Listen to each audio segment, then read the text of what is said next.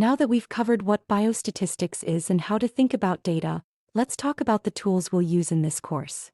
Throughout this semester, you'll be working with 3 practical tools: Microsoft Excel, R, and ChatGPT. Each has a different role, and using them together will help you get the most out of your learning. Statistical tools allow us to do much more than just calculate by hand. They help us organize data, perform complex calculations, create visualizations, and communicate our results clearly. They also make our work reproducible, meaning someone else can check and repeat what we've done, which is an important part of scientific integrity.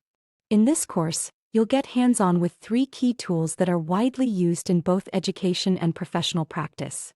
We'll be using Excel, R, and ChatGPT. Excel, a spreadsheet program you may already know. R, a free, powerful language designed for statistics. ChatGPT, an AI-based tool that can support your learning and help you work smarter. Let's take a quick look at each one. Most of you are probably familiar with Excel. It's great for getting started. You can easily enter data, organize it, and perform basic statistical functions like calculating averages or creating bar charts and histograms.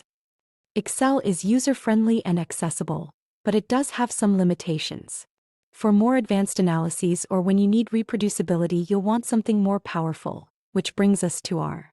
R is a free, open-source software program created specifically for statistics and data analysis. It allows you to perform advanced analyses, things like regression models, ANOVA, and beautiful data visualizations using packages like ggplot2. R also supports reproducibility, because you'll be writing scripts that document exactly how you analyzed your data. While R has a steeper learning curve than Excel, it's a very valuable skill, especially if you plan to do scientific research or work in data-heavy fields. Finally, we'll use ChatGPT to support your learning. This AI-based tool can help explain statistical concepts, suggest R code or Excel formulas, and even troubleshoot errors. But here's an important reminder: AI is a support tool, not a substitute for your understanding. Always double-check its outputs and never ask it to fabricate data or results. The goal is to use AI ethically, to help you learn, not to take shortcuts. In this course, you'll practice using all 3 tools.